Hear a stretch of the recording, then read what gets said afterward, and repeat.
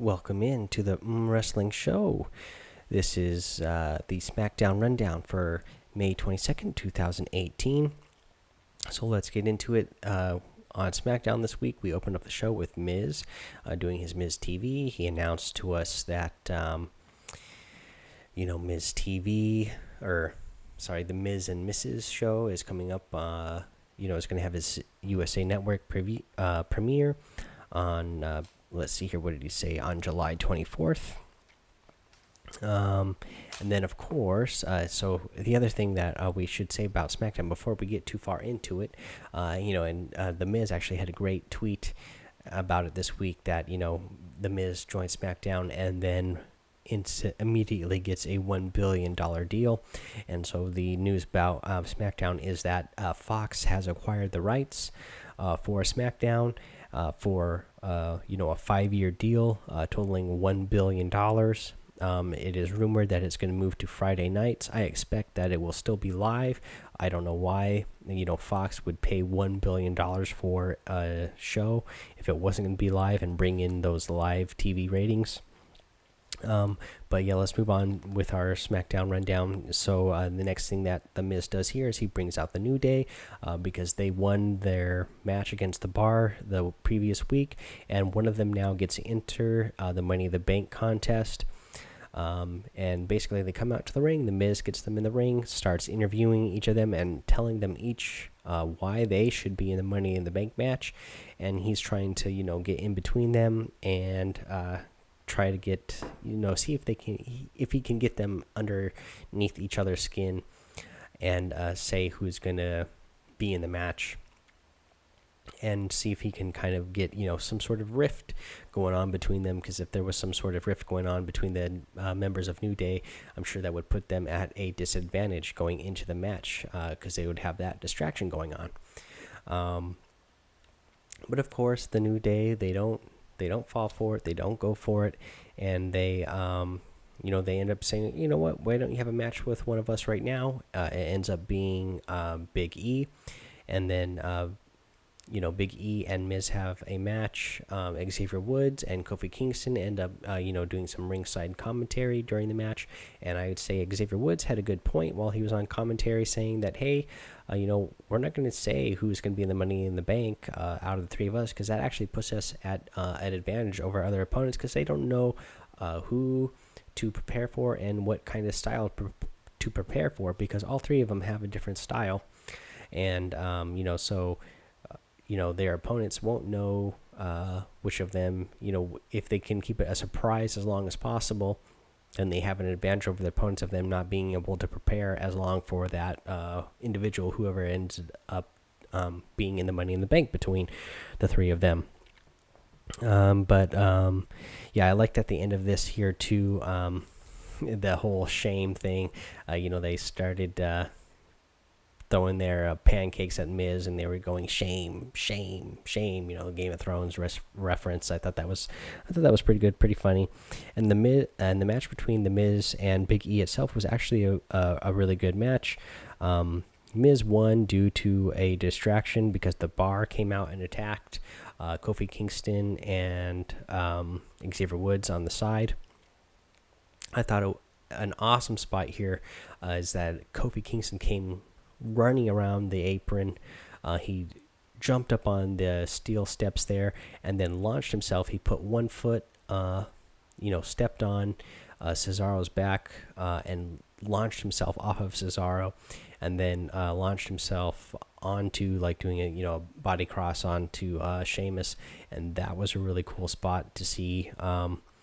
Again, The Miz got the win here. He ends up getting Big E in the skull crushing finale. You could tell that the Big E is too big for Miz to do a skull crushing finale on it convincingly, because he quite The Miz doesn't quite he doesn't wrap around all the way Big E when he does that, because the Big E is just too big. But I thought it was still, the match itself was good. The Miz continues to prove that he's a good performer, in-ring performer, and Big E, I always have thought, I wish I could see more in-ring performance from him, because I do enjoy him. I enjoy his personality as well, so I'd love to see more from him. But him, if he is the one that gets into Money in the Bank, maybe we'll get to see more of him. I think he's one of the younger member of the New Day. I love his personality. I love his look. I love his in-ring performances are always really fun. So hopefully we get to see more of that guy. After this, we had a little segment showing Big Cass backstage. His knee is injured, so he's not going to be able to perform. He's not medically clear to perform. I'm sure they'll roll that into the Daniel Bryan feud somehow. Since Daniel Bryan beat him up and was attacking his knee the other week. Then we had a little promo showing talking about Daniel Bryan and Jeff Hardy here, and I agree. Like, how amazing is it that we get to see Daniel Bryan and Jeff Hardy in 2018? And then Daniel Bryan says that he is going to make Jeff Hardy tap. I don't remember. Okay, it was later on, so we'll get on to what Jeff Hardy said later when we get to that part. But next up, we had Lana versus Billie Kay, and this was a qualifying match for the women's Money in the Bank ladder match. I thought this was really good. Like, Aiden came out and did the entrance for Lana like he usually does for Rusev. I thought that was done really well. And then the match itself was actually pretty good. It was a short match, but Lana looked good during the match. She did a good job of doing what she needed to do. She's going to have more to do in the Money in the Bank match, so we'll see how well she can perform in that. But I'm confident that she's going to be good in that match. In this match, Aiden English, and he ended up having a Lana Day sign, and that kind of helped get a distraction going that helped Lana get the win here. And I love the whole segment here. I thought the whole thing was good. Lana's entrance was good. The quick match though, and distraction, and how she got the win, that was all good. I'm excited for that, for her to be getting somewhat of a push here. Let's see here. We got another little segment here with Zelina saying that Andrade is the future, and they do more just to build him up. Andrade gets a match here against a jobber. I don't think they said on the TV broadcast at all who this guy was, so I'm just going to call him Jobber. And Andrade Cien Almas had a good, strong-looking match here. The Jobber actually got a couple of hits in on Cien Almas, but that was just more done to make Andrade get even more serious after that, and he laid in a couple good hits, and especially he had an elbow on the Jobber that was wow, it looked like, ooh, that one must have stung to take that. So the Jobber did a good job of taking the punishment that he needed to take, and Andrade did a good job of looking good and dominant like he's supposed to. So it was a good match. I'm excited for Andrade to be getting a push whenever they actually start giving him some real matches, but I like the way that they're building him up here. Let's see here. We got another promo here with Carmella saying that she's not afraid of Asuka, and that Asuka should be afraid of her. I don't know why, but she's Carmella, so she's going to say what she says. Next up, we had a little promo with AJ and Shinsuke.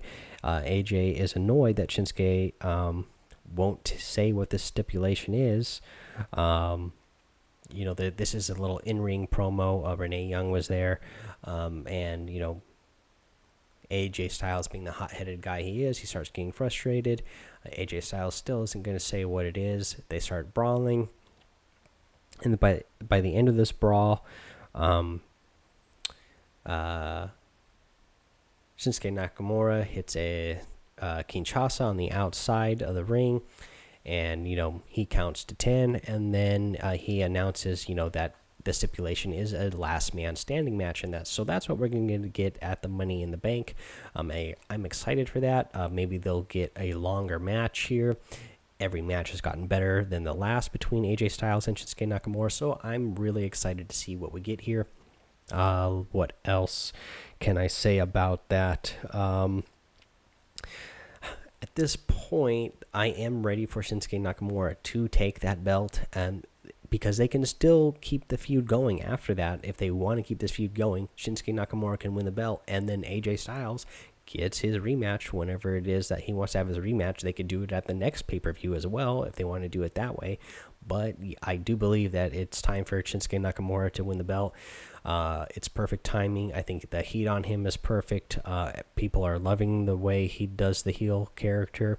You just don't want to overstay your welcome. You know, if you keep him as the heel and then he keeps losing and never wins the belt, then people are going to eventually not care. So hopefully this will be the time that they actually give the belt to Shinsuke at Money in the Bank.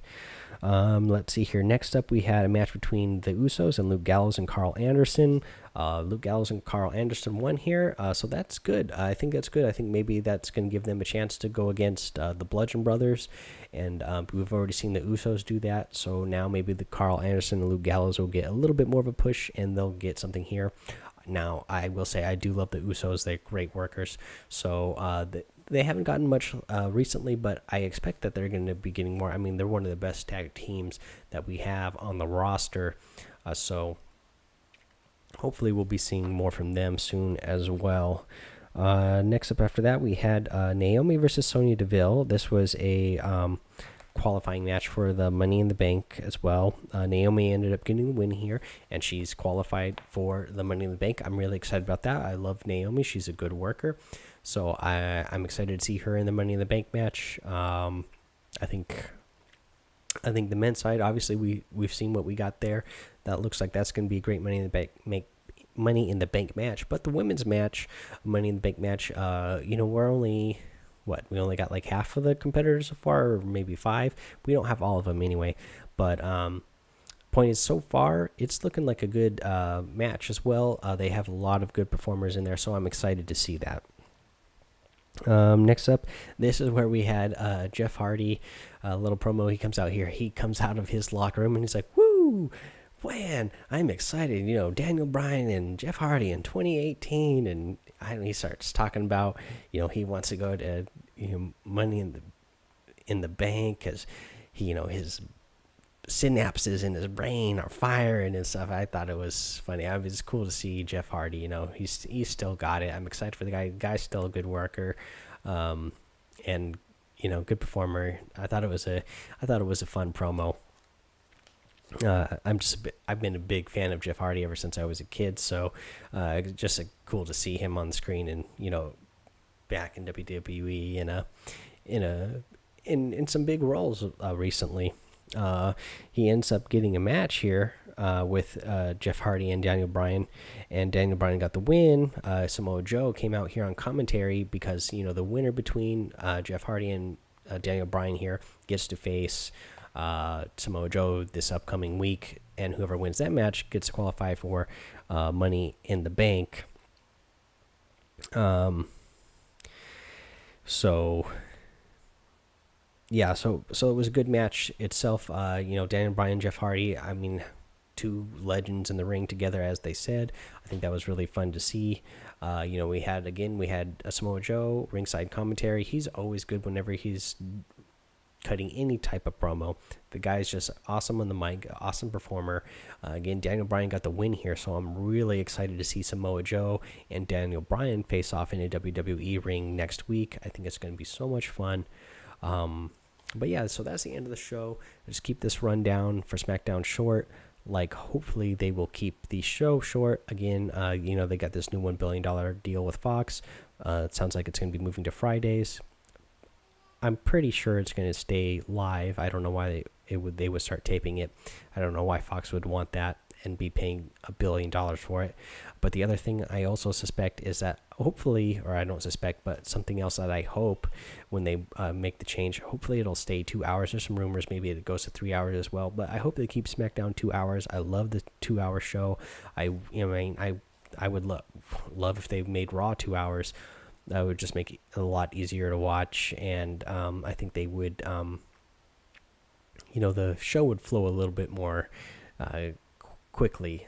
So I love what they have on SmackDown now. I thought this week's SmackDown was actually a great SmackDown.